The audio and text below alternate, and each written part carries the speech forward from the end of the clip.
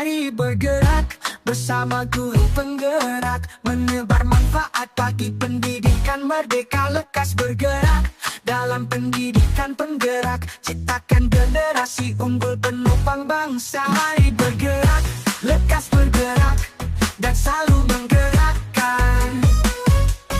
Mari bergerak, lekas bergerak, dan selalu menggerakkan.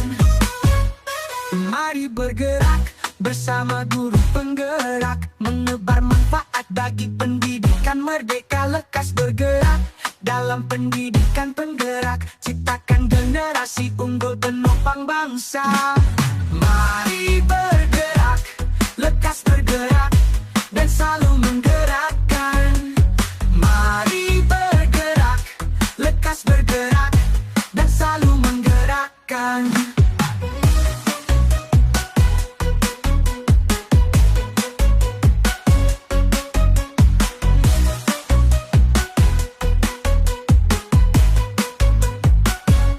Mari bergerak bersama guru penggerak, menebar manfaat bagi pendidikan merdeka. Lekas bergerak dalam pendidikan penggerak, ciptakan generasi unggul penopang bangsa. Mari bergerak, lekas bergerak, dan selalu menggerakkan.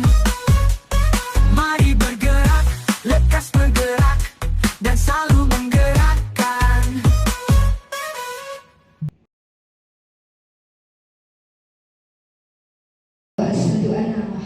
Rasulullah.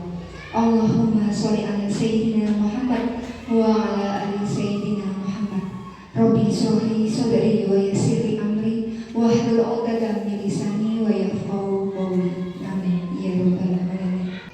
Kepada yang terhormat Ibu Kepala SDN Ngariboyo 4, Bu Sukarti SPD, yang saya hormati Bapak Ibu Guru SDN Ngariboyo 4 yang berbahagia.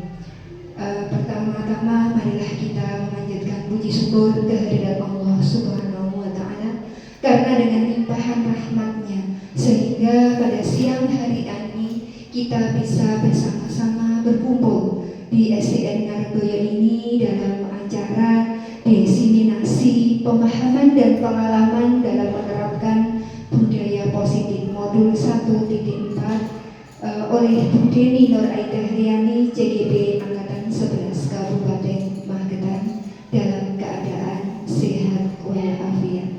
Amin. Sholawat serta salam semoga datang terlimpahkan kepada junjungan kita Nabi Agung, Nabi besar Muhammad Sallallahu Alaihi Wasallam.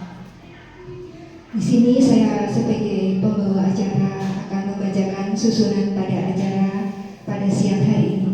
Acara pertama adalah pembukaan, acara yang kedua adalah pembukaan oleh Ibu Kepala SDN Ngariboyo 4. Kemudian acara yang ketiga adalah acara inti penyampaian diseminasi modul 1.4. Kemudian acara yang keempat adalah penutup.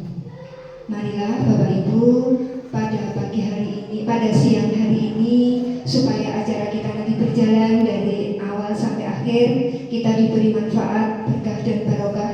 Kita buka acara ini dengan bacaan basmalah bersama-sama. Bismillahirrahmanirrahim. Terima kasih. Menginjak acara yang kedua adalah sambutan dari Ibu Karti, juga sekaligus nanti membuka acara diseminasi modul 1.4. Kepada Ibu Sukarti SPD kami persilahkan.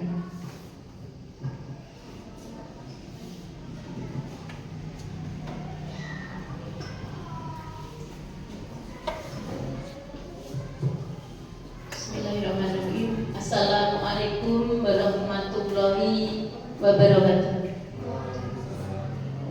Kepada yang terhormat Bapak Ibu SDN Ngariboyo 4, kepada yang terhormat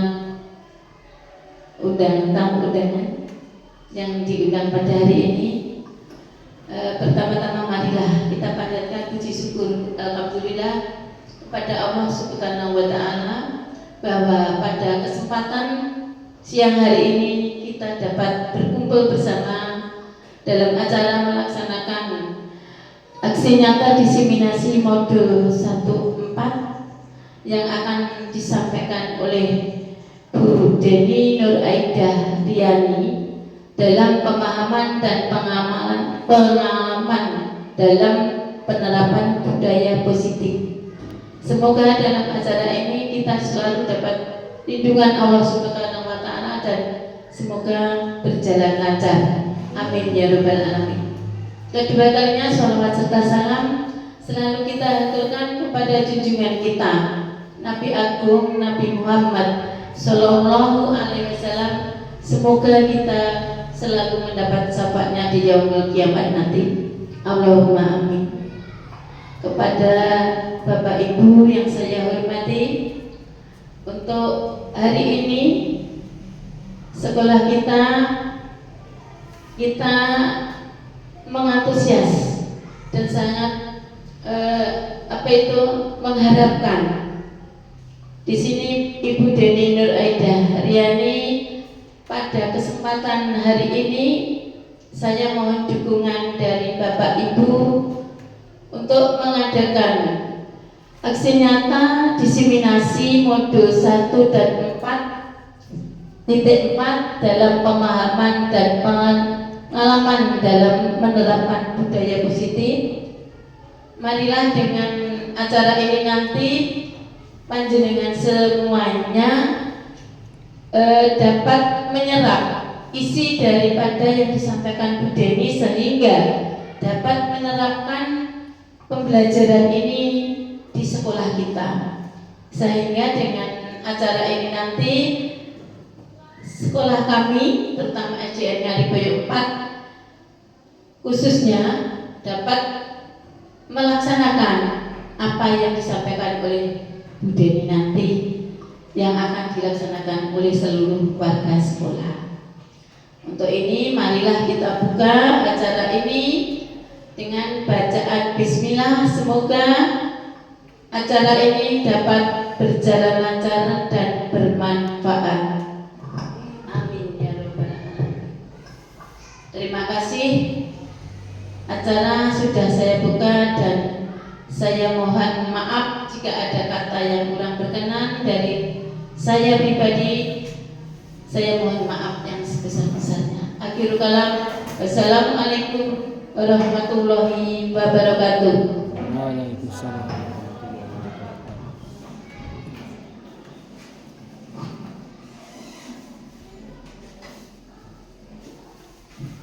Terima kasih. Saya aturkan kepada Ibu Sukarti SPD. Acara berikutnya adalah penyampaian diseminasi modul 1.4 pemahaman dan pengalaman dalam menerapkan budaya positif kepada Ibu Deni Nur Aidah Riani selaku CGB Angkatan 11 Kabupaten Magetan. Kami persilahkan.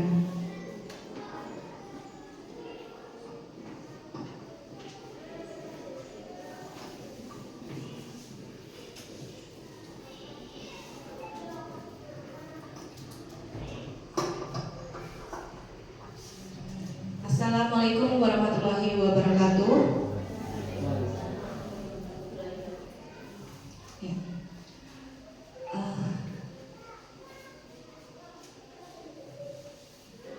Bapak Ibu yang saya hormati, dalam kesempatan ini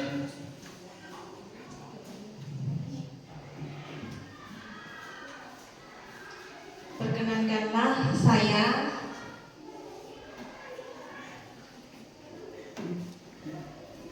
sebelumnya ya, saya ingin menyapa dulu ya. Ini untuk pembukaannya saya langsung saja ikut yang depan. Sebelumnya saya ingin menyapa dulu untuk Bapak Guru hebat semuanya. Salam dan bahagia untuk Bapak Ibu Guru hebat. Di sini saya ingin mengajak rekan semuanya, mari belajar bersama, berkolaborasi, saling mendukung demi mewujudkan budaya positif di sekolah yang kita cintai.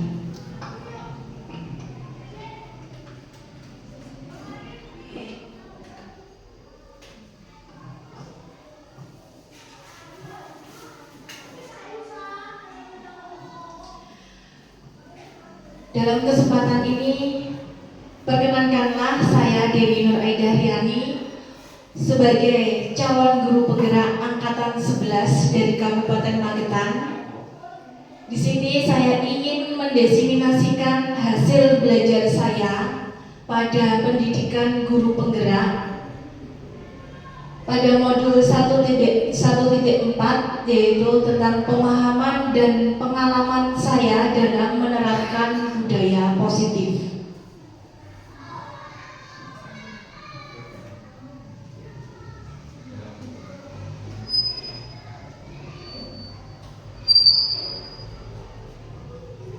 Sebelumnya di sini saya ingin mengadakan kesepakatan dulu ya, kesepakatan diseminasi. Nah, ini kalau sebagai contoh dari saya, menghargai siapapun. Sepakat apa tidak? Sepakat ya. Jadi nanti dalam kegiatan ini kita menghargai siapapun. Kesepakatan yang kedua, menjadi pendengar yang baik. Sepakat atau tidak? Mungkin ada lagi yang ingin ditambahkan untuk kesepakatannya.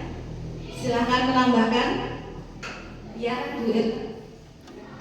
Mungkin saya akan menambahkan, Bu, tepat waktu, Bu. Iya. Kesepakatannya tepat waktu ya. Jadi kita nanti insya Allah kurang lebih 1 jam ya. Mungkin ada lagi dari Pak Yogi, mungkin ada? Sementara belum, sementara mengikut saja ya. Oke, jadi kita di sini saling menghargai, menjadi pendengar yang baik, tepat waktu. Mungkin ada lagi?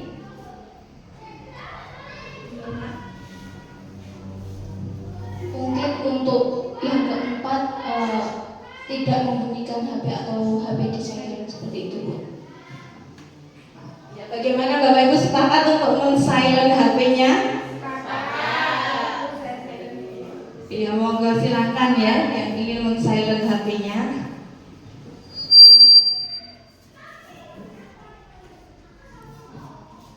Ya, di sini latar belakang dari apa yang akan saya lakukan. Jadi saya mengadakan diseminasi ini dilatar belakangi oleh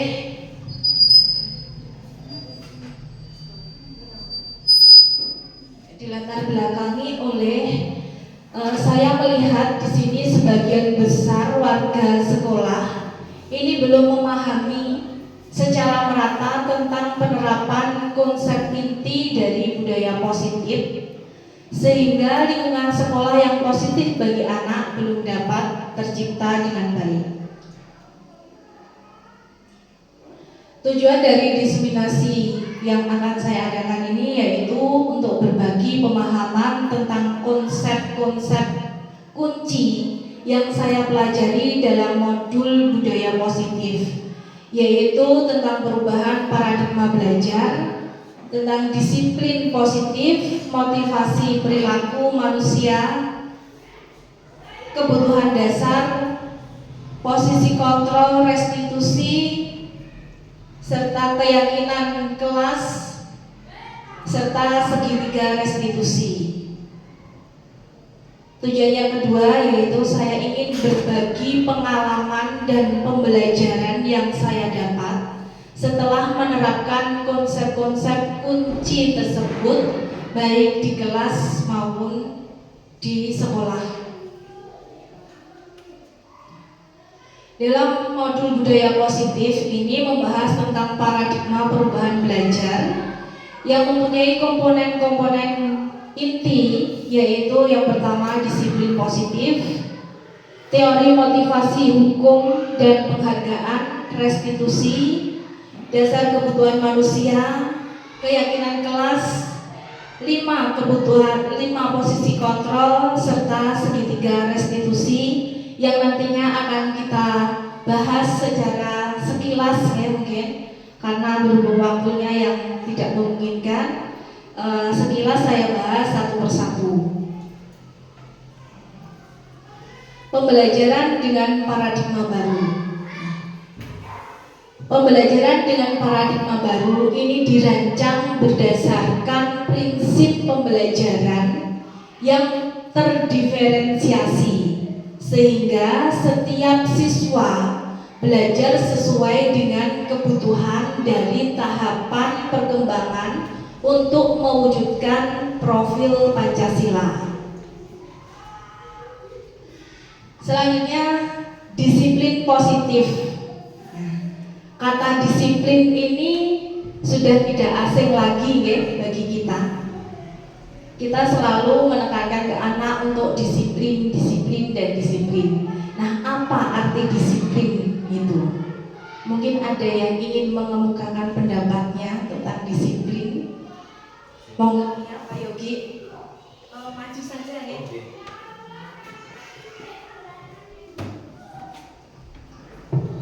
Baik, saya akan mengartikan arti disiplin ya, menurut pendapat saya tepat waktu dan bertanggung jawab. Bertanggung jawab. Kira-kira itu aja. Terima kasih. Sekali ya, pemikiran dari Bapak Yogi tentang disiplin. Mungkin sebelum saya ke slide selanjutnya, mungkin ada lagi yang ingin mengemukakan pendapatnya tentang disiplin ini. Monggo Bu Melki. Maju saja.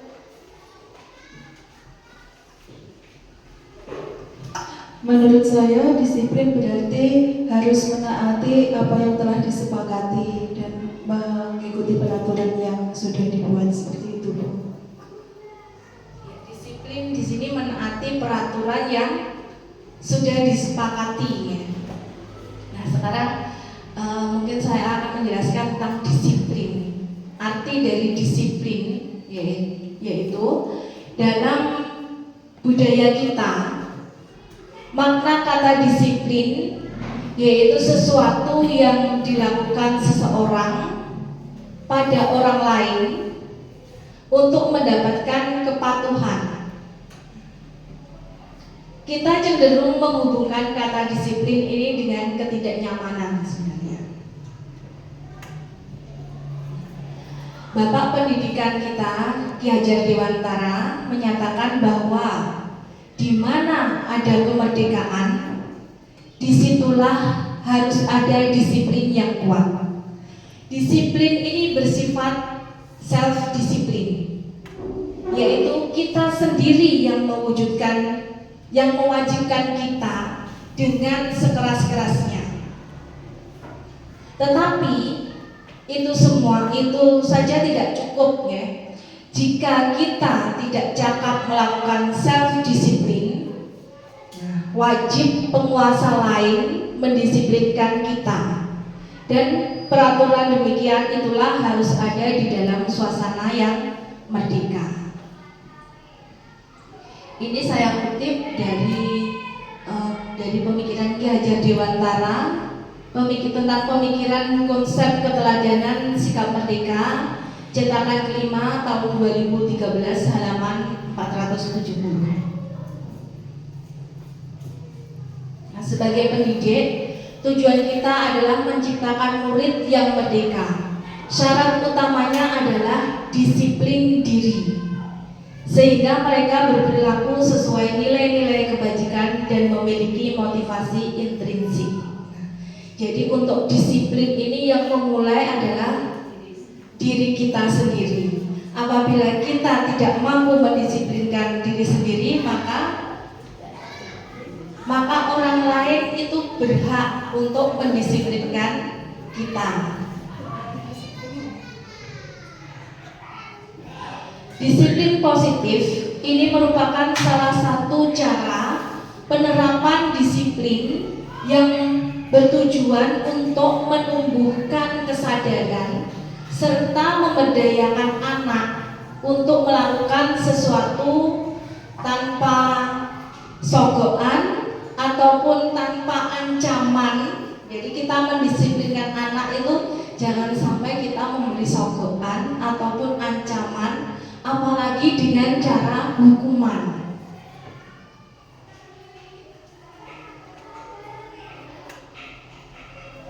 Nah, dalam perubahan paradigma baru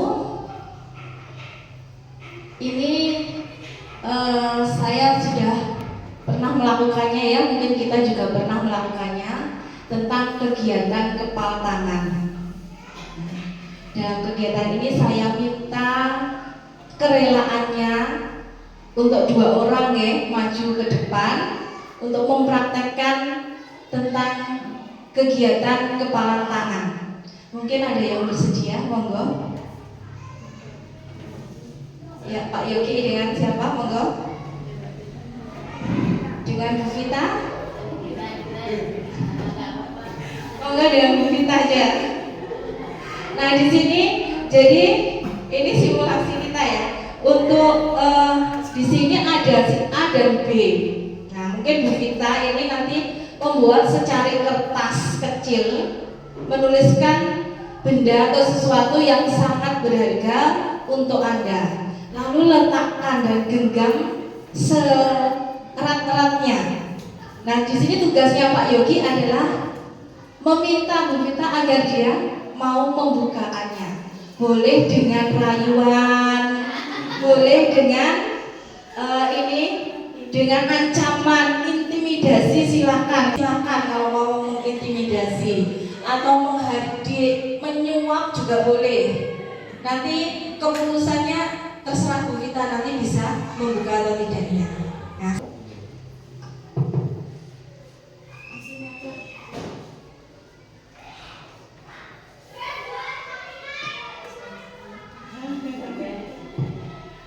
Baik, saya akan mencoba mempraktekkan apa yang dikatakan oleh Ibu Dani ya tentang sinyata desiminasi dengan perubahan paradigma. Baik, Ibu kita sudah lama kita berkenalan ya. Tadi saya melihat Anda itu menggenggam sesuatu di tangan Anda. Apakah itu sangat berharga sekali?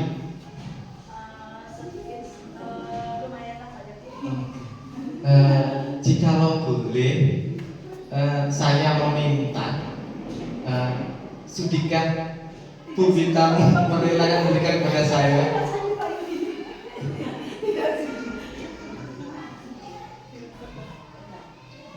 Bagaimana? Jikalau ada kesempatan saya meminta sekali lagi, tadi permintaan pertama ya. Sekarang permintaan kedua. Jika itu berharga atau tidak berharga, bolehkah saya memintanya dari Anda? Permintaan ketiga lagi ya. Bolehkah saya meminta atau melihat sebentar saja apa yang Anda pegang? Sudah tidak boleh itu.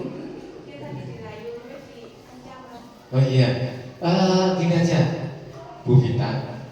Kalau jenengan tidak memberikan itu, besok tidak saya ajak makan sebelah nanti. Bagaimana? Kalau jenengan memberikan kepada saya, besok jenengan saya traktir makan sebelah. Sebelah itu enak rasanya, pedas, asin, ada minyak. Sebelah, makanya sebelah itu jenengan bayangkan ada sebelah, pedas sekali. Jenengan suka pedas? Bolehkah saya meminta pendapat Bu? Boleh, monggo. Ini bukan ya, cuma permintaan loh. Permintaan. Jenengan bayangkan saja sebelah yang ada di depan Anda, hangat, rasanya pedas. Jenengan suka pedas, pasti akan terasa nikmat makannya. Nah, kalau jenengan bisa memberikan kepada saya, nanti jenengan dan teman-teman saya terakhir makan sebelah. Bagaimana? Bolehkah saya melihatnya?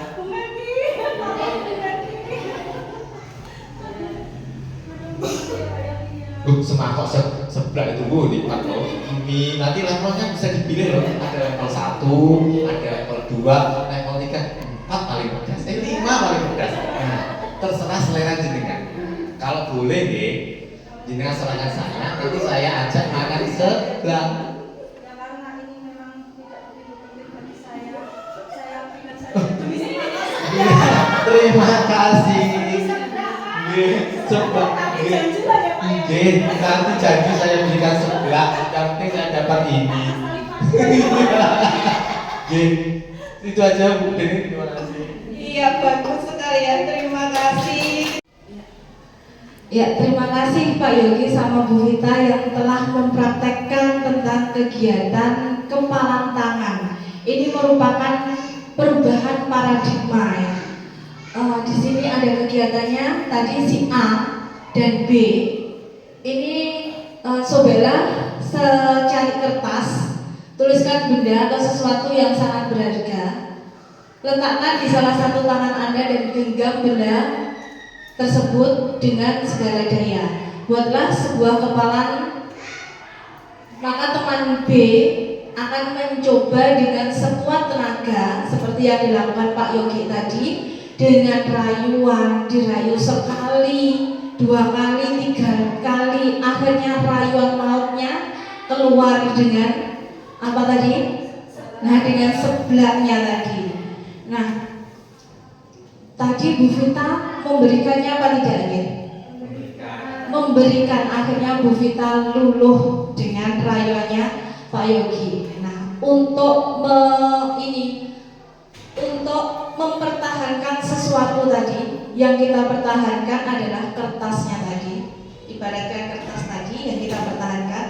Di sini yang bisa mengontrol diri kita untuk memberikan atau tidak memberikan itu keputusannya ada pada siapa?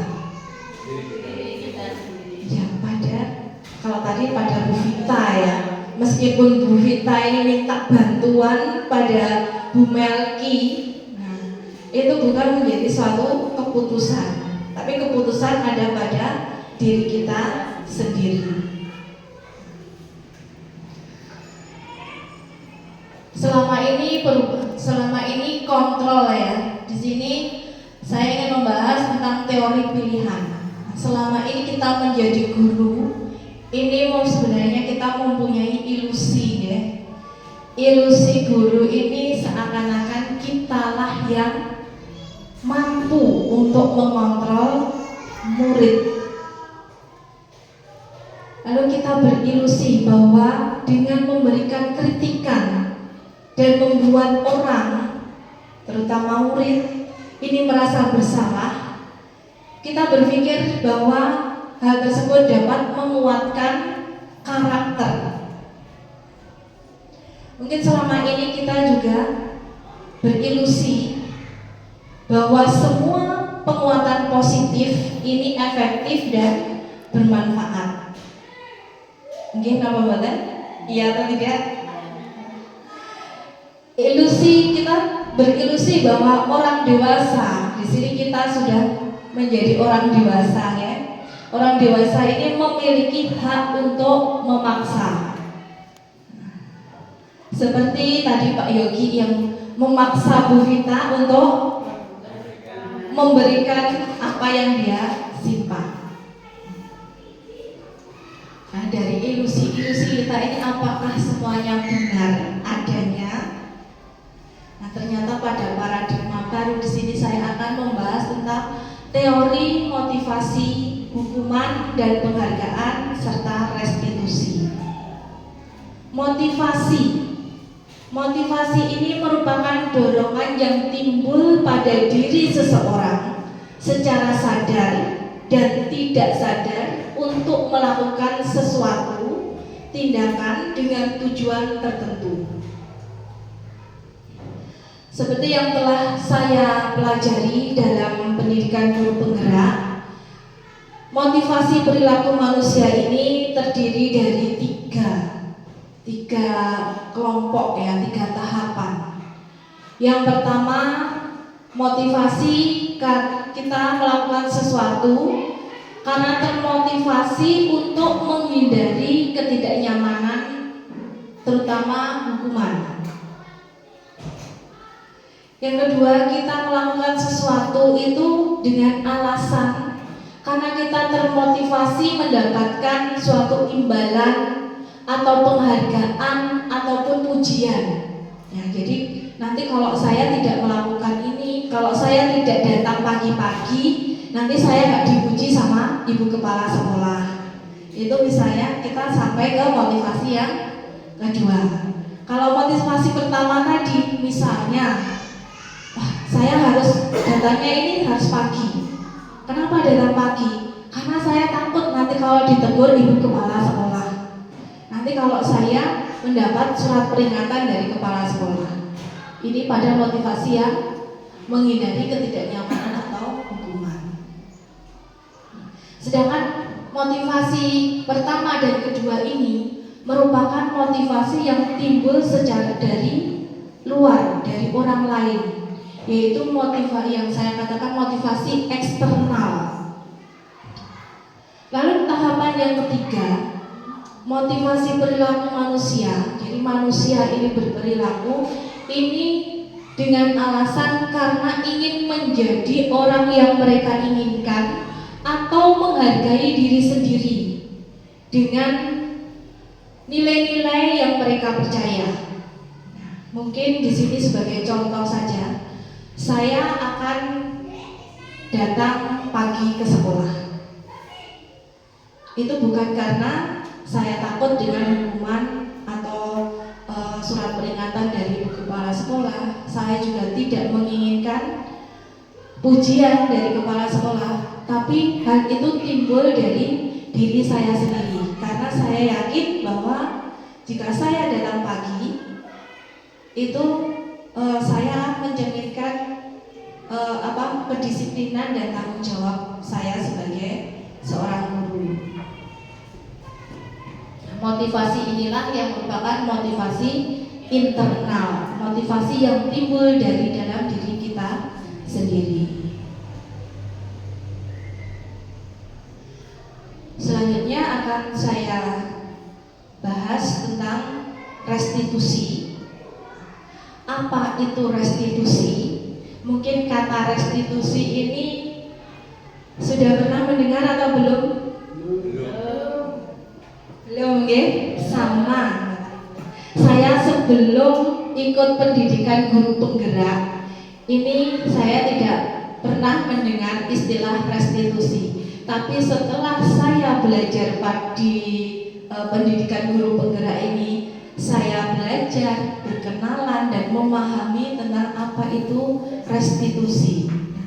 Restitusi di sini adalah proses menciptakan kondisi bagi murid untuk memperbaiki kesalahan, sehingga mereka bisa kembali kembali pada kelompok mereka dengan karakter yang lebih kuat.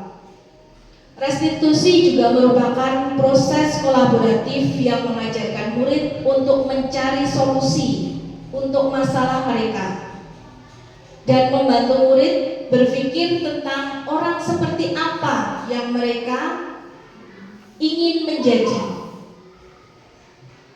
Jadi tujuan mulia mereka ini ingin menjadi seseorang yang mempunyai karakter yang bagaimana, dan bagaimana mereka harus memperlakukan orang lain.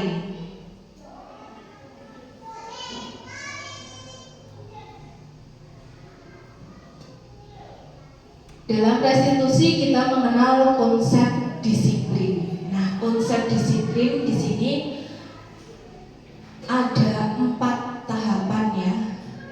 Ada untuk mendisiplinkan, kita biasanya melakukan dengan hukuman, dengan penghargaan, mungkin memberikan konsekuensi, dan yang terakhir restitusi.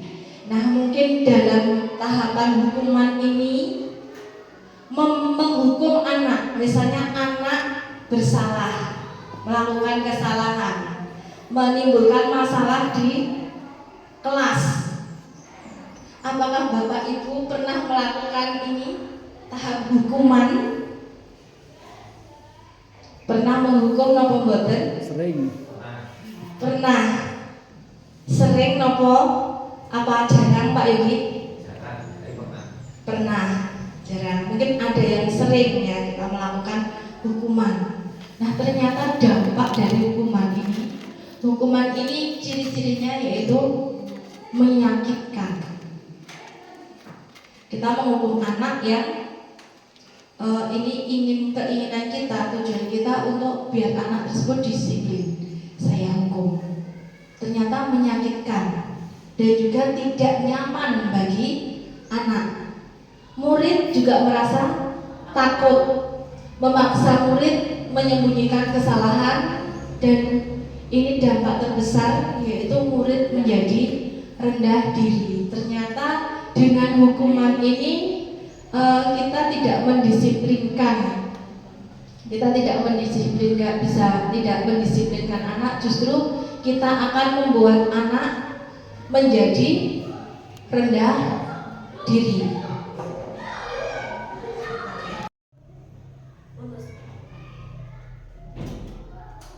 Ya. Untuk selanjutnya yaitu penghargaan atau reward yang kita sering lakukan, sering berikan kepada anak, yaitu ternyata tidak efektif ya, dan merusak hubungan serta mematikan kreativitas dan menghukum dengan sistem ranking. Nah, reward dengan sistem ranking ini ternyata sangat menghukum bagi siswa dan juga merampas hak harga diri. Konsep disiplin seperti apa yang kita inginkan, yaitu konsep disiplin dengan identitas sukses. Konsep disiplin dengan identitas sukses ini kita bisa memberikannya berupa konsekuensi. Konsekuensi ini merupakan penguatan dalam jangka pendek, perlu monitoring berkelanjutan, merupakan stimulus respon sehingga murid dapat mematuhi peraturan dan juga kehilangan waktu untuk merenungi kesalahan. Jadi menghindarkan diri murid agar dia tidak tidak minder ya. Untuk tahap konsep disiplin yang keempat yaitu restitusi. Restitusi di sini akan menjadikan murid lebih bertanggung jawab untuk perilakunya, fokus pada pemecahan masalah jangka panjang, murid menghormati diri dan orang lain, juga teori kontrol, dirinya memegang kontrol. Murid bersemangat memperbaiki kesalahan. Sekarang mari kita berdiskusi. Sejenak kita berdiskusi dari keempat tadi, ada hukuman, konsekuensi, apalagi tadi penghargaan dan restitusi. Alhamdulillah masih ingat semuanya. Nah, mari kita berdiskusi ya. Ini saya ingin mengetahui bahwa kasus seperti ini merupakan hukuman atau konsekuensi. Nah, mungkin ada yang mau berpendapat.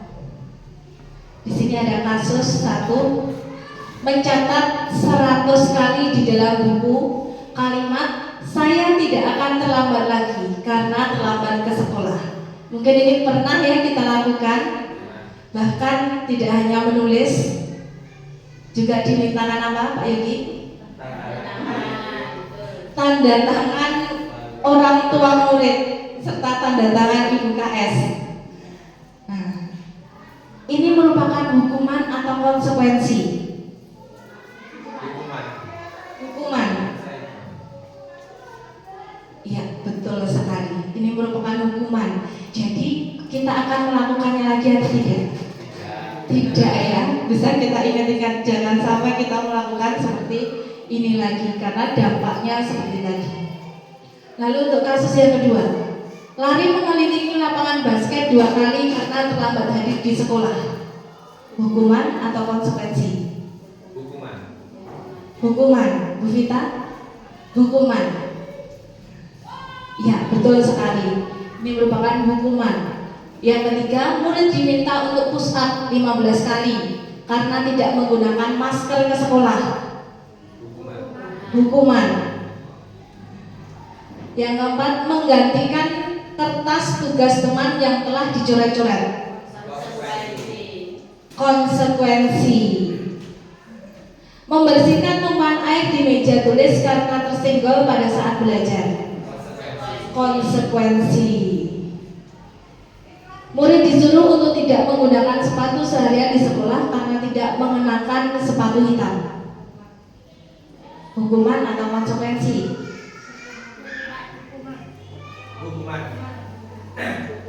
Hukuman. Ya.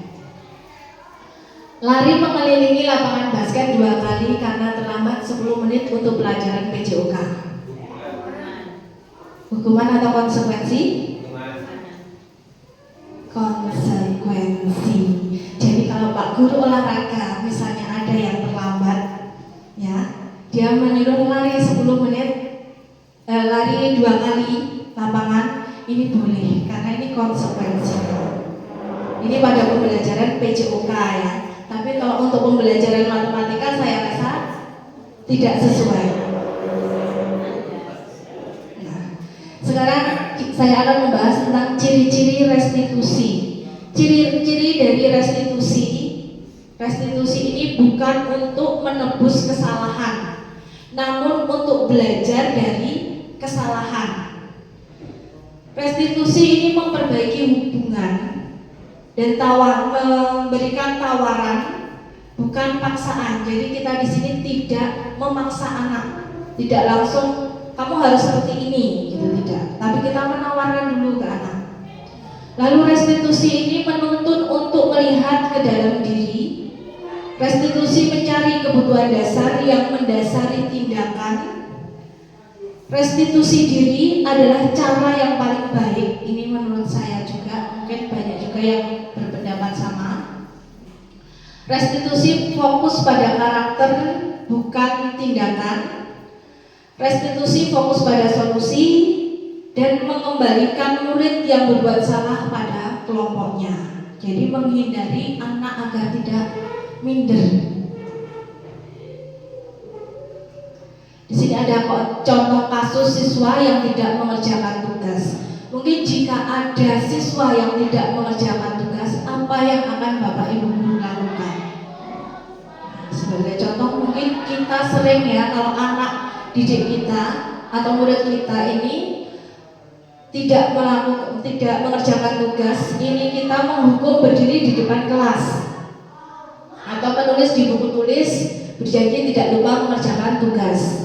Ini merupakan hukuman, berarti kita memberikan hukuman. Jika kita memberikan konsekuensi, ini yang kita lakukan, mengerjakan PR pada jam istirahat. Jadi mereka harus merelakan jam istirahat untuk mengerjakan tugasnya. Itu merupakan suatu konsekuensi. Sedangkan jika kita melakukan restitusi, ini guru menanyakan dulu keyakinan kelas atau menanyakan diri dan membantu siswa menyelesaikan masalah. Guru terbuka dan siswa menghormati dirinya dan orang lain. Selanjutnya saya akan membahas tentang kebutuhan dasar manusia. Mohon maaf ini saya agak cepat ya.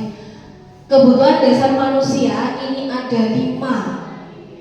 Yang pertama, kebutuhan bertahan hidup, kebutuhan akan kasih sayang dan rasa diterima, kebutuhan penguasaan, kebutuhan akan kebebasan dan kesenangan. Nah, kebutuhan-kebutuhan inilah yang harus kita pelajari, harus kita identifikasi dalam diri anak. Jadi untuk menyelesaikan masalah anak, kita harus mengetahui mereka itu mempunyai kebutuhan yang mana dari kelima ini.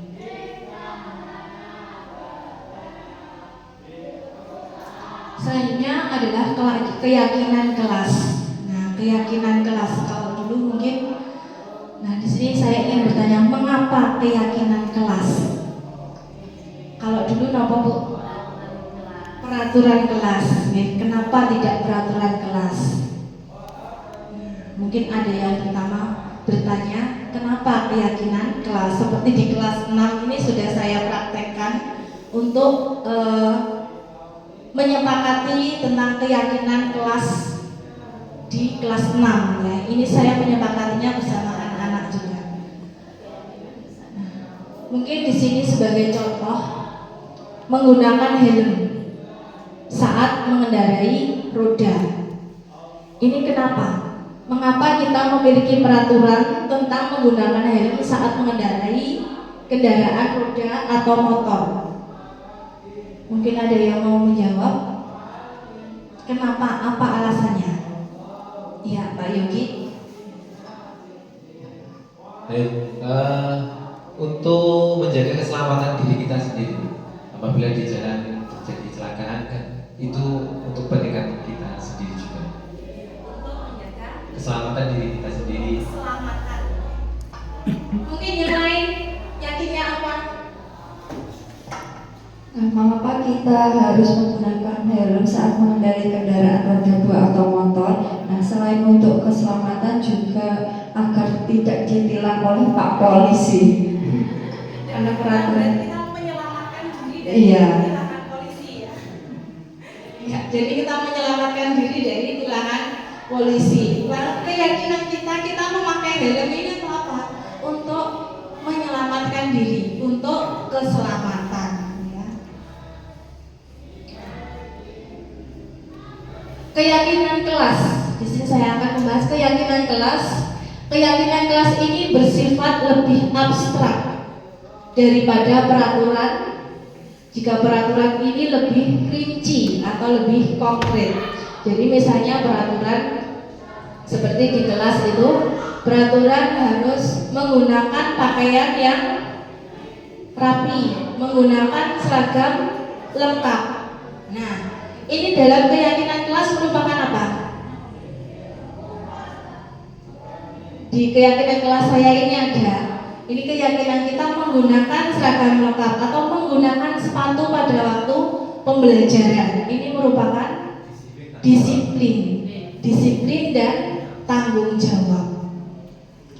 Mungkin peraturannya harus mengerjakan tugas tepat waktu. Keyakinannya apa? Mengerjakan tugas tepat waktu, disiplin, tanggung jawab. Seperti itu ya. Untuk keyakinan kelas ini berupa pernyataan-pernyataan universal. Pernyataan keyakinan kelas senantiasa dibuat dalam bentuk positif untuk mendukung motivasi intrinsik, kembali ke nilai-nilai atau keyakinan-keyakinan, lebih menggerakkan seseorang dibanding mengikuti serangkaian peraturan-peraturan. Nah, di sini ada contoh dari peraturan dan keyakinan kelas seperti yang sudah saya paparkan tadi. Dilarang melakukan kekerasan. Ini merupakan keselamatan dan menghormati orang lain. Selanjutnya di sini materi selanjutnya yaitu 5 posisi kontrol guru. Kita sebagai guru ini memiliki posisi kontrol. Yang pertama sebagai penghukum. Yang kedua sebagai pembuat merasa bersalah dan sebagai teman. Yang keempat sebagai pemantau dan kelima sebagai manajer. Nah, inilah posisi kontrol yang kita miliki terhadap murid. Nah, di sini ada tabel ini banyak sekali. 5 posisi kontrol. Next saja ya.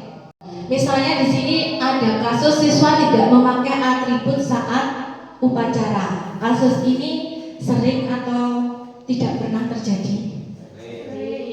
Sering ya kita mendapati ini. Jika kita sebagai penghukum, ini pasti kita mengatakan patuhi aturan sekolah lalu berdiri di depan barisan. Itu posisi kita sebagai penghukum. Jika kita sebagai pembuat rasa bersalah, ini kita akan mengatakan barangkali Bu Guru harus memberitahu kamu, Bu Guru kecewa sama kamu karena kamu sudah melakukan hal seperti ini lagi berulang-ulang. Jika kita pernah melakukan seperti itu, berarti posisi kontrol kita sebagai pembuat rasa bersalah. Jika kita mengatakan kepada anak tersebut, ayolah yang tertib buat Bu Guru bangga. Kali ini tidak apa-apa kamu salah, tapi lain kali jangan diulangi lagi ya. Ini kita posisi kontrol kita sebagai teman. Sedangkan sebagai pemantau, kamu sudah melanggar. Apa peraturan dan konsekuensinya? Kita kita menanyakan balik ke murid. Ini kita sebagai pemantau, sebagai manajer, apa kamu tahu kesalahanmu? Nah, kita mencari tahu dulu anak ini yakin tidak dengan kesalahannya, paham apa tidak. Lalu kalau anak sudah meyakin, sudah tahu kesalahannya apa, baru kita kira-kira bagaimana kamu akan memperbaiki kesalahan tersebut. Jadi menuntun anak untuk dapat memperbaiki kesalahan yang mereka lakukan. Posisi dari kelima tadi, posisi kontrol yang terbaik ini yang disarankan adalah sebagai manajer. Jadi ternyata manajer ini tidak hanya kepala sekolah, tapi kita sebagai guru ini juga harus mempunyai posisi kontrol sebagai manajer. Kenapa sebagai manajer? Karena sebagai manajer guru dapat berbuat sesuatu bersama murid, mempersilahkan murid bertanggung jawab dan mendukung murid agar menemukan solusi. Posisi manajer mengacu pada restitusi yang dapat menjadikan murid sebagai manajer bagi dirinya sendiri sehingga dapat tercipta identitas positif pada diri murid. Dalam pendidikan guru penggerak ini saya mempelajari tentang segitiga restitusi. Segitiga restitusi ini dilakukan untuk mengatasi masalah. Jadi untuk sikap kita dalam mengatasi perilaku atau masalah-masalah yang ditimbulkan oleh murid. Langkah pertama dalam segitiga restitusi yaitu menstabilkan identitas. Langkah kedua yaitu validasi tindakan yang salah. Jadi kita menstabilkan identitas ini, kita bertanya dulu kepada anak, tahu nggak apa kesalahannya? Setelah itu baru kita validasi tindakan yang salah. Kenapa kamu melakukan kesalahan itu? Misalnya anak tidak memakai sepatu, kenapa kamu tidak memakai sepatu? Dia juga menanyakan keyakinan. Tahu nggak tentang keyakinan kelasnya? Sehingga kita menuntun anak untuk mereka berpikir sendiri apa yang harus mereka lakukan agar bisa menyelesaikan masalah yang mereka timbulkan.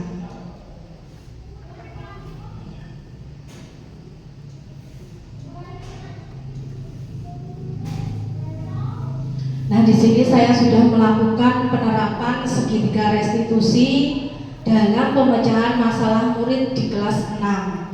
Yang kebetulan murid saya ini kemarin ya, ini kasusnya, ini saya mendapatkan kasus saat pelajaran IPAS di kelas 6. Ini saya memberi tugas kepada anak-anak karena saya mendapatkan tugas untuk menghadiri undangan di Aula PKG Kecamatan Ngariboyo yang kebetulan kemarin ada pertemuan POS. Jadi saya harus meninggalkan murid-murid. Ternyata ada satu yang tidak mengumpulkan tugasnya setelah saya cek. Lalu saya melakukan menanggulangi ini dengan segitiga restitusi. Mungkin bisa disimak ya.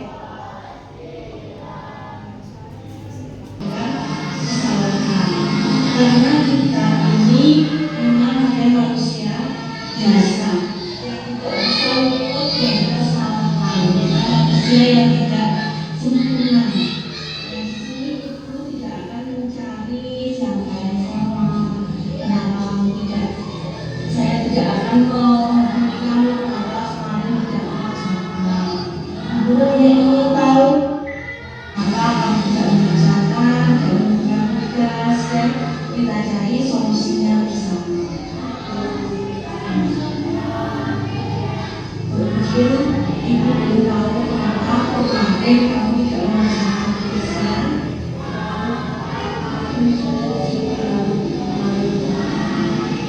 Sebenarnya cuma orang setiap hari seperti itu. Terus kalau di sekolah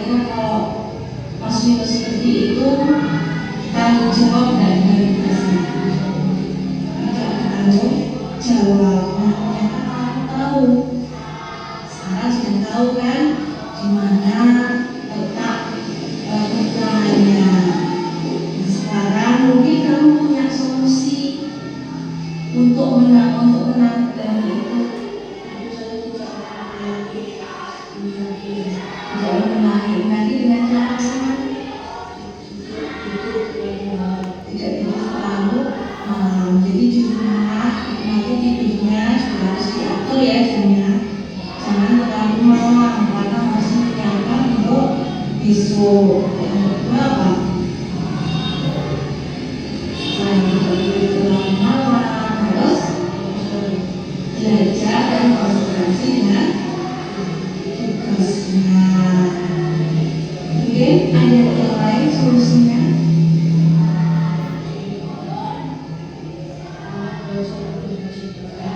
Belajar ini rajin lagi. Besok ibu minta kamu tetap mengumpulkan tugasnya ya. Jadi ada nilainya juga tidak tertinggal dari temannya. Nah, baiklah sekarang ibu berterima kasih kepada kamu karena ibu sangat mengapresiasi tanggung jawabmu untuk mau mengerjakan tugasnya.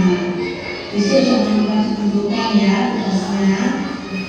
Sekarang silakan melanjutkan istirahatnya, masih ada waktu. Ya demikian Bapak Ibu yang pengalaman saya dalam menerapkan segitiga restitusi dalam mengatasi masalah siswa. Jadi di sini kita tidak boleh langsung menghukum ya, menghakimi anak itu kita harus menghindarinya. Tapi langkah-langkahnya tadi yang pertama apa? Masih ingat langkah-langkahnya? Yang pertama yaitu menstabilkan identitas. Selanjutnya kita melaksanakan yaitu validasi tindakan yang salah. Dan yang terakhir adalah menanyakan keyakinan.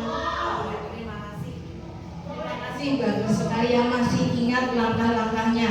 Jadi semoga nantinya kita semua bisa menerapkan segitiga restitusi ini di dalam kelas maupun di sekolah.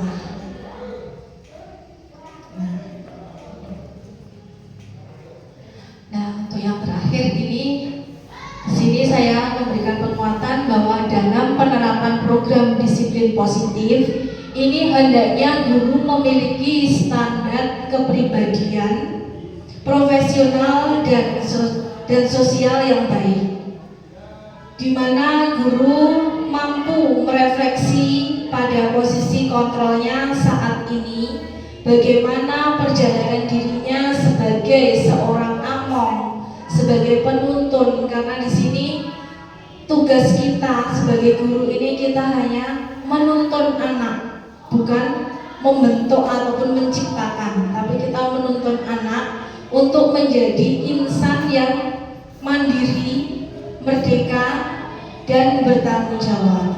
Ini yang sesuai dengan standar nasional pendidikan yang memberikannya. Nah, mungkin ada yang ditanyakan sebelum saya tutup? Ada pertanyaan? Sudah cukup? Insya Allah bisa menerapkannya ya. Ya, terima kasih. Sekian pemaparan dari saya, semoga bermanfaat. Wassalamualaikum warahmatullahi wabarakatuh. Biasa sekali ini pemaparan dan pemahaman dan juga pengalaman yang telah diterapkan Bu Dewi dalam menerapkan budaya positif di lingkungan sekolahnya, khususnya di SDN Ngariboyo 4. Luar biasa, saya ajungi 2 jempol untuk Bu Dewi ini karena sudah menerapkan untuk budaya positif. Refleksi pada siang hari ini Bu Deni, terima kasih sekali, dan perasaan saya setelah mendapat pemaparan dan pengalaman yang tadi, saya juga akan berusaha menerapkan budaya positif khususnya di sekolah saya dan juga di kelas yang saya ajar selama ini. Kemudian untuk perasaan saya sendiri ya, kemarin ada 4P untuk refleksi. Peristiwanya tadi alhamdulillah Bu Deni telah memaparkan mulai dari 7 rangkaian budaya positif ya, yang kita mulai dari perubahan paradigma tadi sampai dengan segitiga restitusi. Kemudian perasaan saya sangat senang sekali, saya juga menambah sekali pengetahuan dan juga pengalaman baru buat saya Bu Deni. Mungkin itu yang bisa saya simpulkan atau refleksi, dan diharapkan juga dengan adanya diseminasi ini kita bersama-sama merubah cara pandang kita merubah mindset kita dalam pembelajaran kita sehari-hari sehingga terpenuhi kebutuhan murid. Jadi seperti profil pelajar Pancasila, kita harus bisa memberikan apa yang dibutuhkan oleh murid seperti sekarang ini, karena murid itu memiliki potensi yang berbeda-beda gitu, yang wajib kita bimbing, kita tuntun sesuai dengan kodratnya, kodrat alam dan kodrat zaman. Terima kasih Bu Nini, acara mungkin telah selesai dan marilah acara pada siang hari ini kita tutup dengan bacaan hamdalah bersama-sama. Alhamdulillahirabbil alamin. Saya ucapkan terima kasih kepada Bu Sukarti yang telah membuka dan mengikuti acara diseminasi pada siang hari ini, serta Bapak Ibu Guru SDN Ngari Bayompat. Wabillahi taufiq wal hidayah. Wassalamualaikum warahmatullahi wabarakatuh.